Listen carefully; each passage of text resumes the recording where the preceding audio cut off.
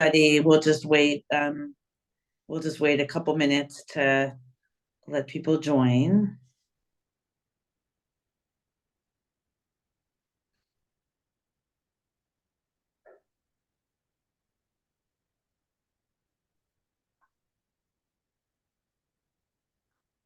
Hi, everybody that's joining. We're just giving a couple minutes for everybody to get on, and we'll get started with our Israel Grassroots Emergency on Culture and Community webinar. It's a mouthful. In a couple minutes.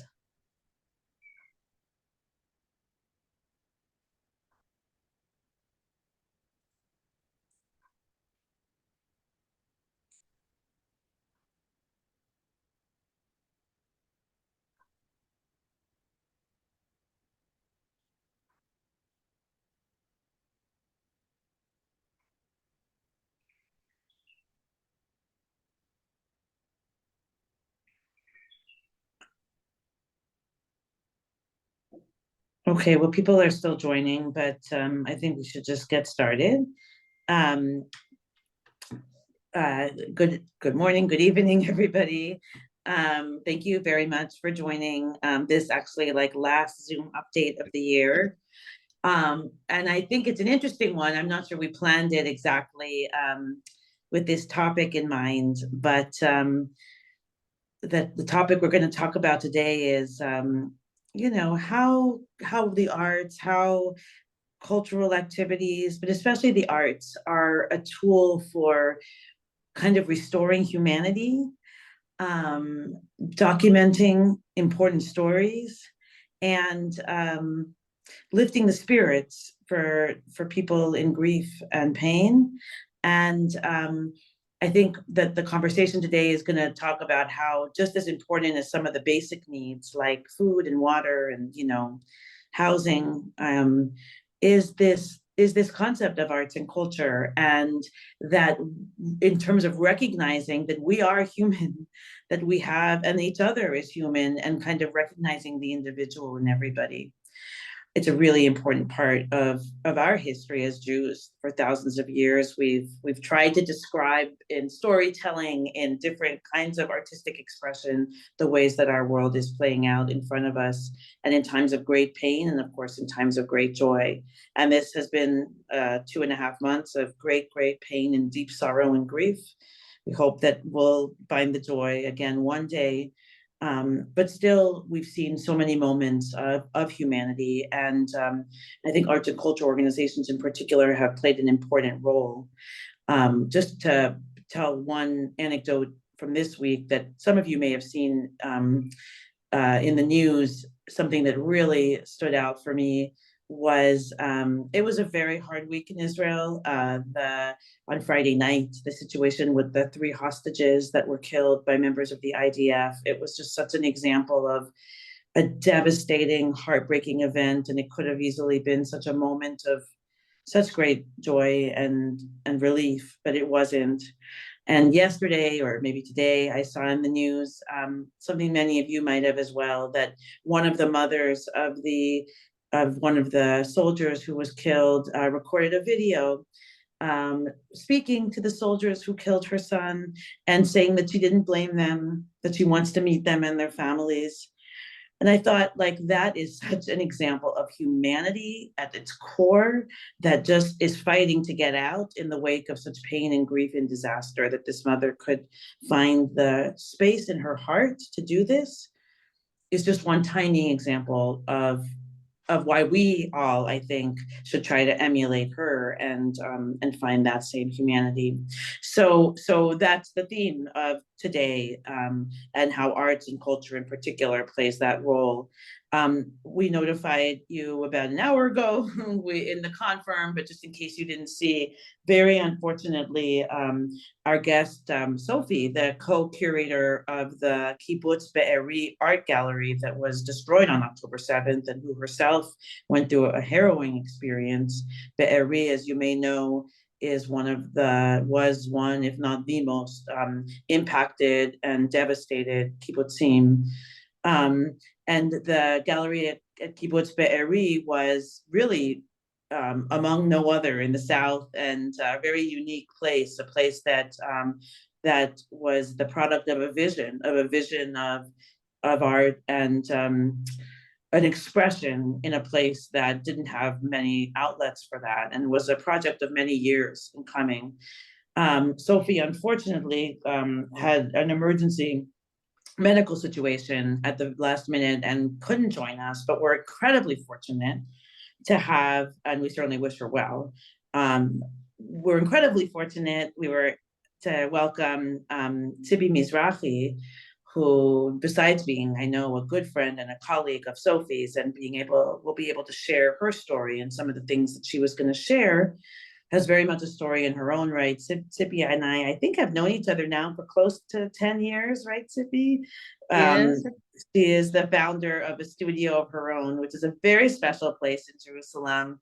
I'll let Tzipi explain it more, but it's a collective of religious women. It started as a collective of religious women who were passionate about art and who were passionate about using the different forms of art for expression, to build their own identity, to build the identity and humanity of others. When I first met you, Tzipi, I came to a little bomb shelter. It was a former bomb shelter in a little neighborhood off the tracks, where you and your fellow creators had really built something very special in an unlikely place, and a place also that frankly busted a lot of stereotypes about women, about religious women, and has since then you've expanded the kinds of women that you serve and that you seek to showcase, and I think you'll talk a little bit more about that. And a couple years ago, or maybe a year and a half ago, you moved into a really wonderful new space that you will describe, I'm sure, but it's a very special space, a space that not only does it showcase really incredible women artists, but it's a place where social entrepreneurs who are women can thrive, through a shop and a cafe, and it's a wonderful meeting place and reaching out to youth in the region. And we'll also host an exhibition from the Be'eri Arts Gallery, despite the fact that all the art was destroyed on October 7th in the gallery. So you have a very impressive formal bio. That was my little bio of you, somebody that I really admire and a real role model for me. You're also a university lecturer on art, a member of the Museum Culture Council of the Israeli Ministry of Culture.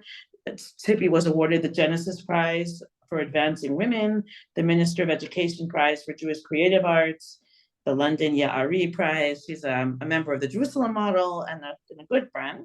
So thank you for being here, Tzipi. And maybe you could just start give us a little bit of background on both, on maybe like a little bit of a studio of her own, which I just described a little bit, and then bring us to how you met Sophie and the collaboration now between Be'eri and the studio of her own that I believe started before October the 7th.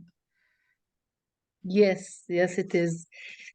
So as you started to tell, Charlene, at 2010, I opened up like a platform to promote young religious artists, because I realized that there were nobody to encourage them, nobody to consume their artwork. The art scene was very, very stereotype about them, and the religious society was ignoring. I mean, nothing. They don't really know how to appreciate what they're doing. All the visual arts are very far from the religious society.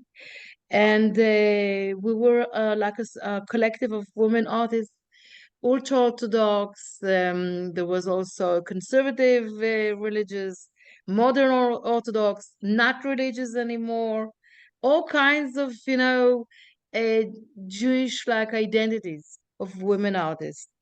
And in 2016, Be'eri Gallery, Sophie and Ziva reached out and asked us. It was 10 years to the disengagement, the Hitnatkut from Gaza Strip.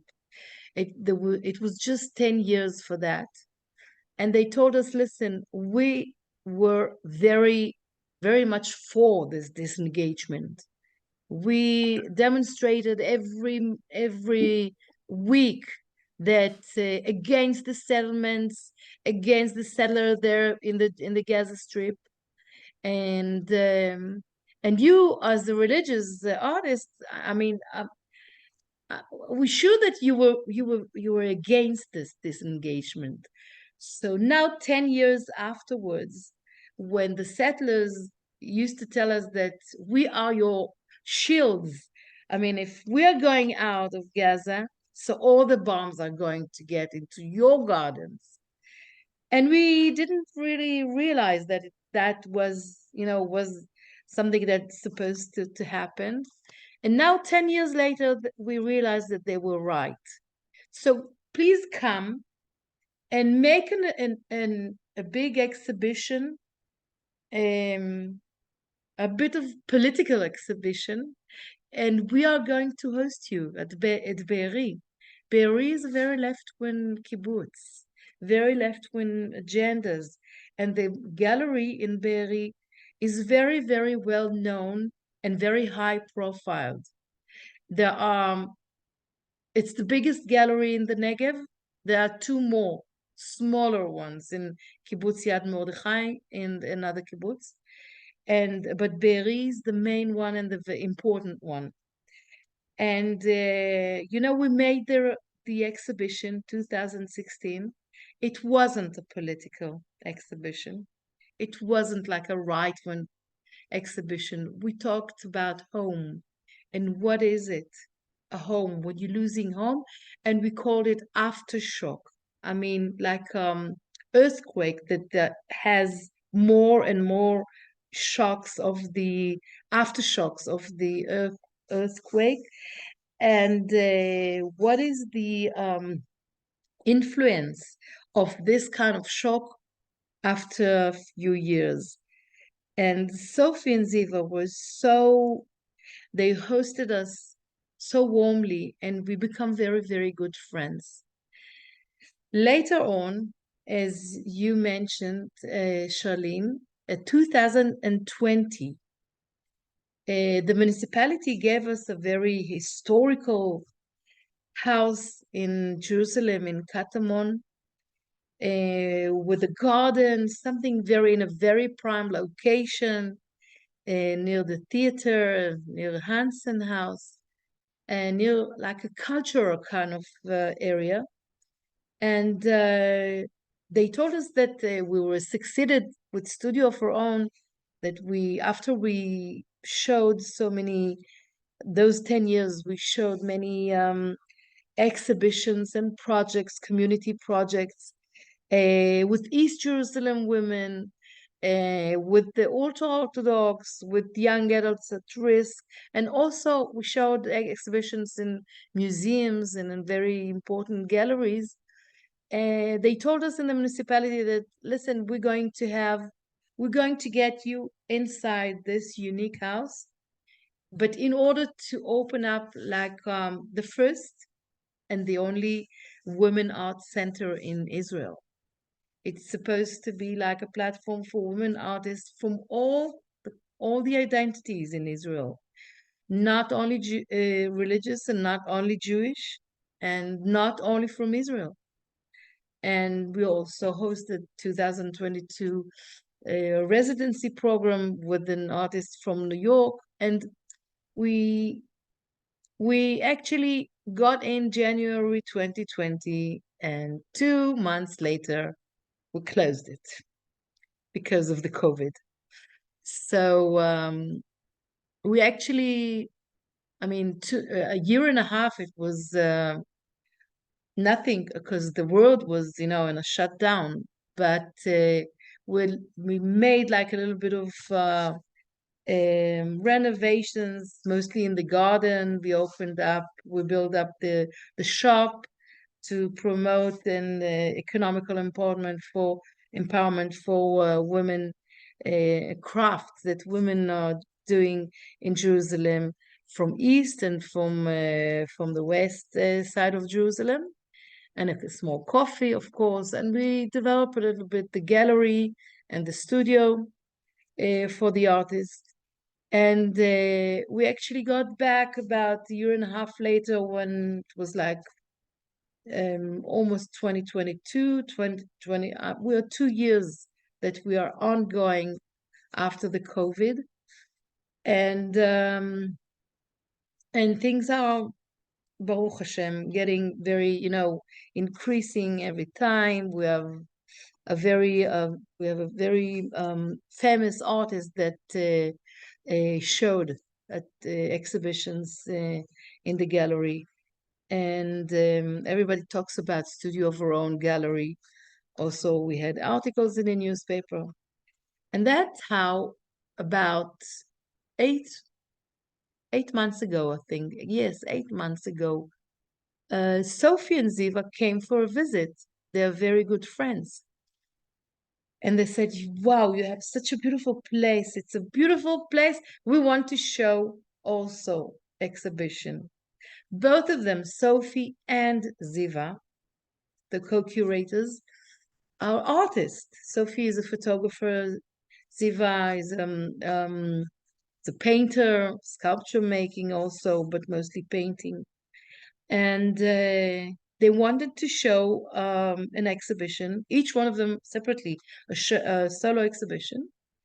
And we told them, you know what, let's make a plan at 2024, towards the end of 2024, and not together, first Sophie, and then another one, and then Ziva.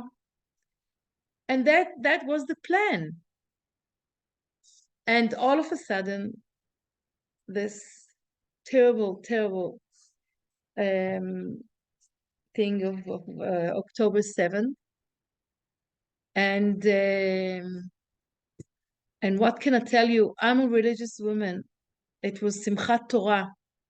I'm not connecting. I'm not opening the phone. I don't know what happened.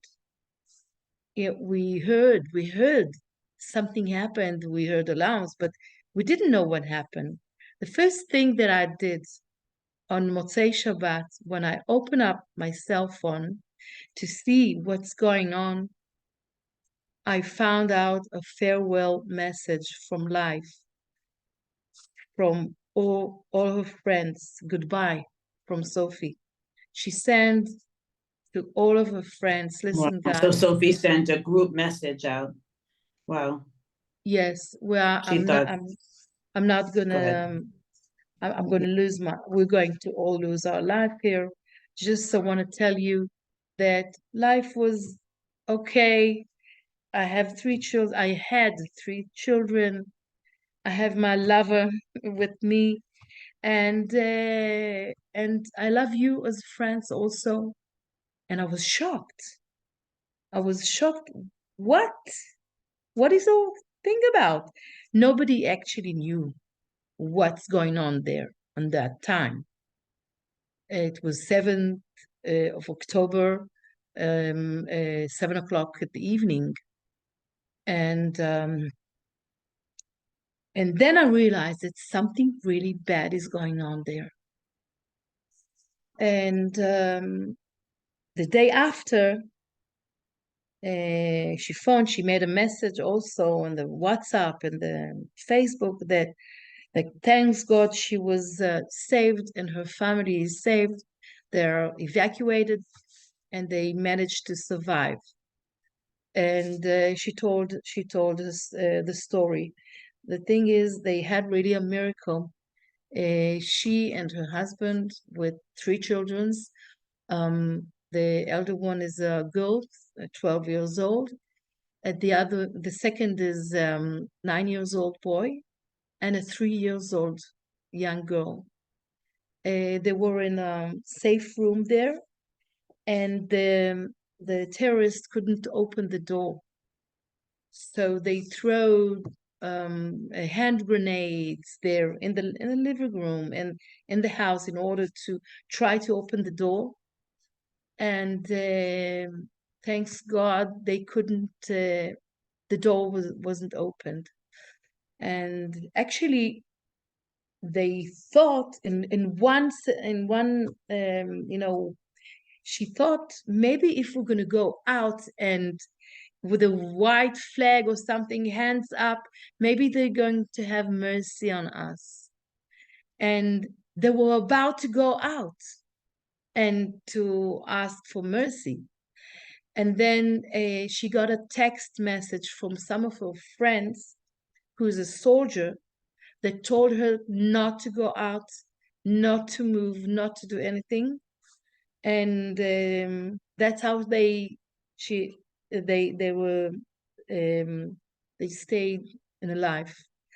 She told us terrible, experiences from that room. She actually, if she was here interviewed, she wouldn't tell you that, because she said that she insists on looking forward and looking to the future, and she's not thinking about the past.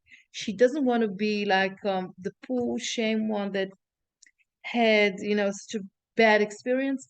She wants to be strong enough to look forward and to look to the to look for good future. But they actually said, she actually said to me that her children were asking her, listen, mommy, are we going to die? And she said, well, at least we're going to die together. We're going to die, but we're going to die together. And the 9 years old boy said, I don't want to die. I mean, I don't want to die now. I'm 9 years old. And you can't tell anything. You can't do anything. It was heartbreaking. It was really heartbreaking. And when they got evacuated, like a refugees, with no shoes, with the pajamas, with nothing on them, to the hotels. And on the way, they saw that so many of their friends were killed and kidnapped. They were in a very, very big, trauma. And very, very quickly, we realized that if we want to help Sophie and Ziva, they don't have a house anymore, home anymore. And they don't also have their studio. And as you said, for artists to keep on doing art, it's something like for a person is to breathe. It's something that keeps them alive. And we told them, listen, we're going to make you a solo exhibition, but not at the end of 24. We're going to do it first thing in 2024 to keep you on something good that is going to be soon, that you're going to be busy with doing your art and preparing this exhibition. Was a And lot of their art was destroyed, right? In the so gallery? Ziva, yes, what happened is Ziva, as a painter, got back to the studio 2 weeks after the 7th October, and she saw a bullet holes on all of her paintings. And Sophie's photographer and all the printing photographs were burned, and she could save the computer. Her computer was saved, so all the pictures and the photographs that she took was still there. She will have to print them again. What also they saw also is that the gallery was just destroyed. Can I share the screen to show you a little bit? Yeah, please do. I think you should be able to when anytime. Please do. Yes. Can you see that? Yes. Yes. So a little bit about Sophie. I think it just needs to Her be in slideshow in presentation slideshow. because we can't see it very well, but maybe if that's the way it is, it's fine. So let me see. It's okay. It's Only okay. if it was easy. Yeah, it's okay. Don't Let worry. me see. If I can Or do make that. the screen This bigger. one? This is better? No, no, but that's okay. Why don't you just, it's okay. Go ahead. So I'm going to tell you a little bit about Sophie. This is Sophie. Sophie was born in England. She's the daughter of a young guy from Kibbutz Be'eri that got married to a British volunteer that came to Kibbutz Be'eri. They got married and went to London to live in London. She's the first daughter of them. After her, she has a brother and a sister. When she was 7 years old, they left London back to Kibbutz Be'eri. They made Aliyah. It's a very like a tragic story that she experienced because when they came, 2 months after they came to Be'eri, when she was 7 years old, her young mother was 30 or something. She had they discovered like a brain tumor, a cancer in her brain, and it took 30 days for her, and she died. And she left, all the three, young Olim Chadashim, speaking English in Be'eri, but they continued living in Be'eri. And Sophie all the time, until now, is thinking and like trying to figure out where is the home. Home, what is it home for her? Is it England? Is it Be'eri? What is her identity exactly? And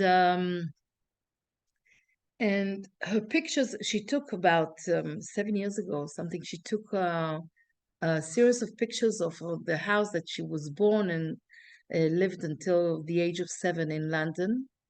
And she was taking pictures of the interior of her home in Be'eri also.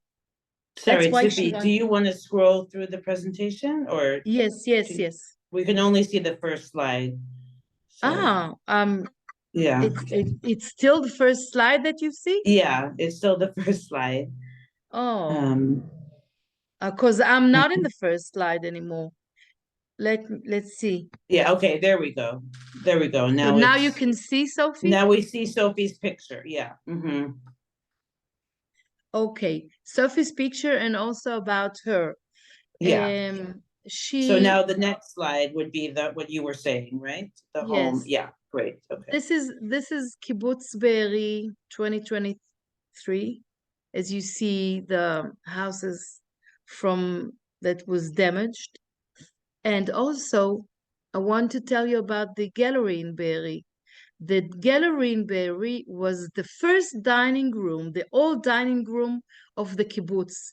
Kibbutz Be'eri was founded at 1946, and the dining room was established at 1956. They built this dining room. After a few decades, they become they built a bigger dining room after 2 decades or something like that, and then the ancient dining room become a gallery. This is a picture from September 23. This is the gallery in Be'eri from outside. Beautiful, like small, cozy, kind of pastoral, kind of place. This is the old dining room that become a gallery. This is a inside show of the gallery of Be'eri. The exhibition that you see here is Yael Serlin, which was the first one of the members of the first group of the Studio of Her Own artist.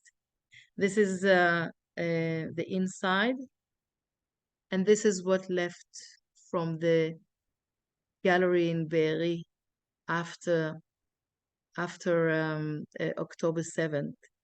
There was terrorists there that bombed everything. There's nothing left from the gallery, included all the artworks that they were exhibited there. And what Sophie said, that it's please let me go back to this. I can't see the destruction, but Sophie and Ziva had a very big, consolation in the fact that all the art scene in Israel all together to help them to rebuild the gallery whenever they will build Be'eri, Kibbutz Be'eri, the new Kibbutz Be'eri, after the all this, because nobody knows if they're going to be back to that exact, area until now. And Right, also in although the you've been meantime, talking, sorry, just to interject, there, all the different kibbutzim are having these discussions about, where do they stay? Do they stay together? And I think Be'eri is actually one of the most sort of resolute. They just had a big vote that they are going to stay together, that they're moving somewhere else, but they're in the interim because it's going to be many months before they can go back anywhere. And that when they go back, it'll be, I mean, they are very, very determined to reestablish Be'eri and for it to flourish more than ever. yes, yes. And in the meantime, Tel Aviv municipality gave them a small place in Tel Aviv as a temporarily place for their gallery. And really, I mean, all the art scene in Israel contribute and give them, also power, and also they are, hosting them and giving them the strength to, and the hope and the faith that,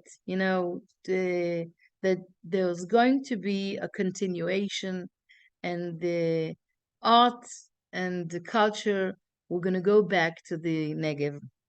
I want to show you a few of the pictures that were supposed to be, that are supposed to be shown from the new series of Sophie's work. It's going to be shown.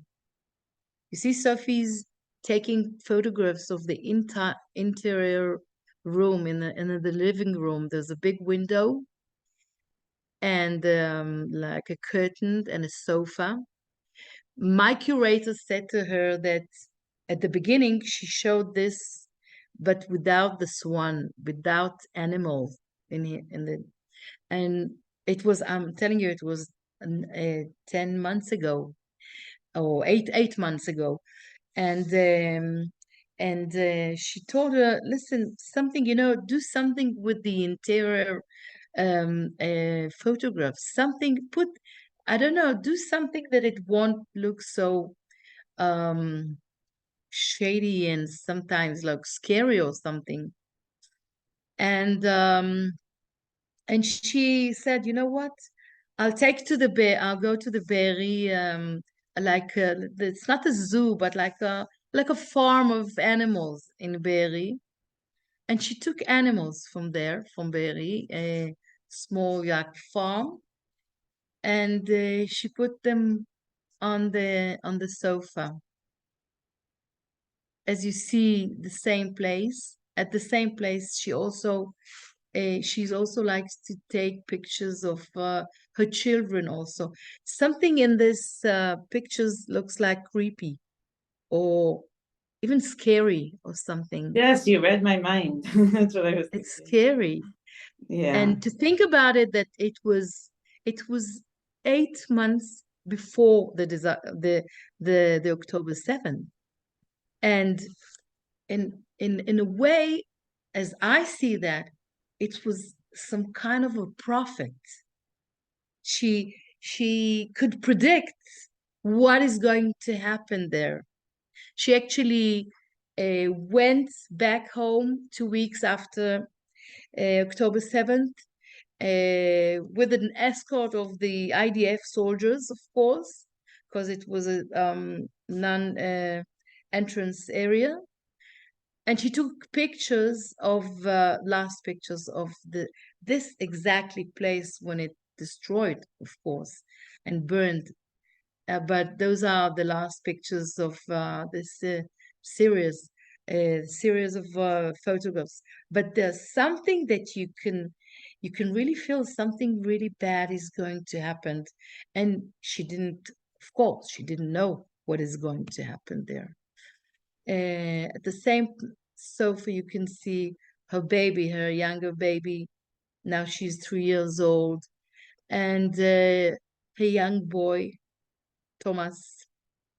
And she took also things that she found in the kibbutz, Antilian, and it's all with golden leaf she covered, and a throne. Everything is from the kibbutz. And all those pictures were taken way before the October 7th. And things like in a memorial there, it looks like it's like last memorial of this place. And this is a picture of a window from the home that she was born in London. And this is from 21. And this is also from the garden in her home in London. So I can tell you about Sophie that I'll stop to share and to Yeah. tell you that Sophie is very unique photographer. She won prizes, very big prizes in photography, but she's a very unique story of an Israeli an Israeli woman whose identity is always, she's looking for her identity. She's looking for her, where is she, where is her home, where is her faith, and as if it wasn't enough, to be one part in London, one part in Be'eri, and where is your home? To get into a certain stage that you don't have any home and no more, you don't have any place to go back to. So it's like even more hard for her, and she's a very very very brave woman. And I think her solo exhibition at January in the gallery will be So just to restate, so sorry, January 2024, right? In a few weeks. something like that. Your Yes, Studio of Her Own is going to open a solo exhibition and speak about the theme and of that, because that's a very exciting, it's exciting, it's heartbreaking, it's all of the emotions, that idea. yes. And then maybe you could tie it to your vision, because you have a beautiful vision, and we have 5 or 10 minutes left. Like, you have a beautiful vision of art and humanity and identity, and if there's any hope for the future, how it all comes together in that. That's a big question. Yes. So we're going to open up the exhibition of Sophie at the 20 or something in January, and it's like a home. Our gallery is a home residence, and she wanted to have an exhibition not in like a white cube gallery.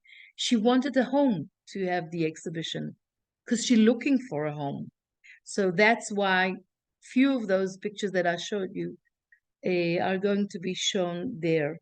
And about And since my not vision, everybody has had the privilege of being in a studio of her own, even though I brought as many people as I can, and I want to introduce more people to this. It is the home. It's an incredible old Jerusalem home of a painter who moved in, I think, before the state was established, right? Or maybe just after. He made Aliyah before, at 1919. Yeah. But he got this home at 48, In after 48, the right. at 48, Yeah. 40, yeah. So it's really an incredible historical place in and of itself. And to have it, you're saying that Sophie really wanted it in a home because of the concept of home. Beautiful. Yes, Go ahead, yes. Sophia, I interrupted you.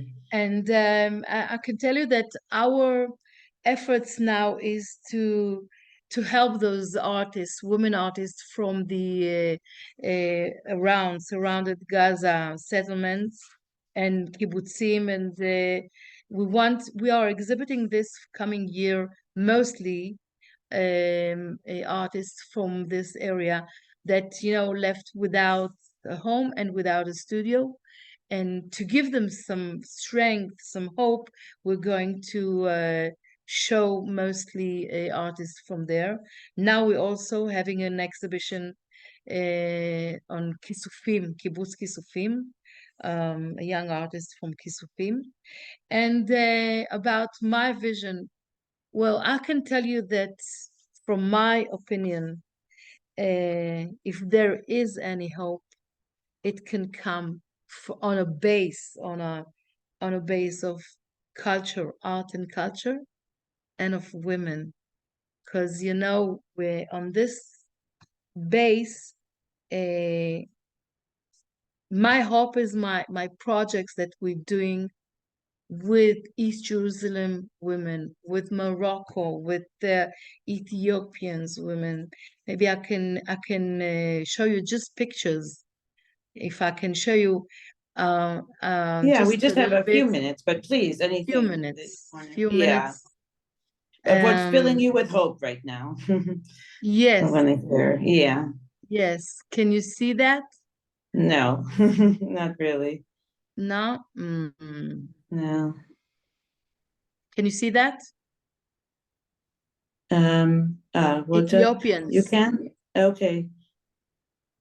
Jessica says she can Ethiopians. see it, so maybe it's just my screen, so I don't want to. I see a little picture of Ethiopians, but it's very hard to see. I think Maybe if you, in the bottom left, you see where it says 17%. Ah, okay, there we go. there you see that? You Yeah, see why that don't you just tell that us what you want us to see? I yes, I don't want you wanna, to see yeah. the projects that everybody's talking about the day after. The day after, what's going to be the day after? So I can tell you something about the day after. We're not going to go anywhere, and they are going not going to go anywhere. We're going to stay together, living side by side. We're going to find out the way to live together, maybe to to uh, to collaborate, to participate, things that make the life of both of us a little bit better. So my hope is that the embroidery project that we're doing with Ethiopians, Jewish Ethiopians community women, and East Jerusalem Arab community women, and Moroccan traditional embroidery women is still on, despite the war and despite everything what happened, and despite all the bad situation that all of us, Jewish and Arab communities, are into. I can really be hopeful that one of the exhibitions this year maybe will be an exhibition for about this collaboration. And although we had to have the first exhibition in Rabat or Casablanca in February, it's going to be postponed to next year after things were going to be hopefully calm down here. So I can tell you that my hope is to see so many women artists from so many identities and for so many, diverse society in Israel, and coming having their own space to exhibit, having their own place to make art, giving them a good show, a good exposure to be exposed to an audience, to the art scene, getting prizes. I think, as you see at Sophie's world, art can even um, predict or to be a prophet, to be a prophet. Artist is some kind of a prophet, to think about things that may be happening, maybe happened, and then all of a sudden you see them happen. And I think also on this base ground of art and culture and of women talk and of women um, um, um, dialogue, you could see so many far away agendas coming and getting together, sitting together, bringing together to the table, and looking at the common things and not the separate things that make us separate from each other, but things that can be joining us together. And for me, it's like a kind of a shlichut to do this and to, A holy mission, like to do it. yes, it's a holy Mm-hmm. mission. Yes, it's a holy mission, Slichut. definitely. Mm-hmm. Again, it's a holy mission to to make it happen, to make those women make their artwork and their dialogue through the artwork, and give them a place, give them a safe place to do their art and to show their art, and also to collaborate together. There was a time that there was a young Arab artist together with Ola Hadasha, together with a artist, religious artist from Tkoa in Gush The Etzion, settlement. working Mm-hmm. together, a settlement in Gush Etzion, working together in our studio, sharing a space together, and things that you can't really see uh, nowhere. Of course, nowadays it's really hard, but you can see it in our studio, in our gallery. You can see that. So this is my hope.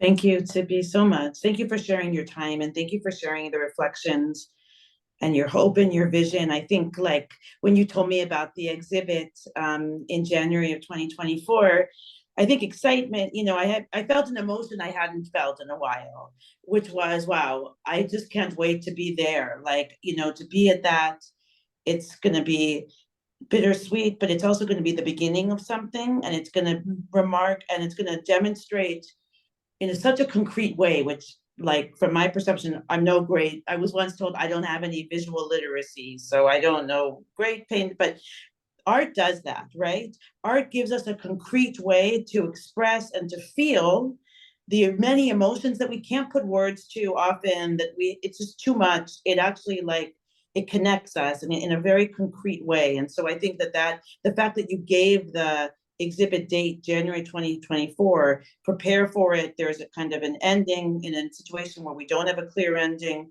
It's very, very important. And I think the other thing I'm going to take with me, and I know all of us will, is listen to those female artists, because they are our modern day prophets. You are our modern day prophets. So Thank so you. thank you. And we certainly miss Sophie, but you did such a tremendous job of sharing her vision. And I think, many of us, whoever passes through Israel, will love to come and see some of the exhibits this year. It's going to be a very special year, it sounds like. Not the Yes. Be'eri exhibit, exhibits from the South, and just to be in a studio of her own is a very special experience. So I I want to thank invite, I you. I really glad to invite everybody who's coming to Israel. Please come and have a visit. It's a very good Very nice place. Have a coffee A in our beautiful coffee in the place. garden. Yes, a great Awesome. coffee. All right. Thank you. And thank you all for being on. Wishing us all a peaceful end of the year, a peaceful beginning of the year, and a Amen. 2024 only of good things, only of simchas and happy Amen. tidings, and a return of the hostages, Amen. hopefully. Amen. Amen. Thank you. Yes. Thank you, All Charlene. right. Thank you so Thank you, much. Tzipi. Thank you, everybody. Bye.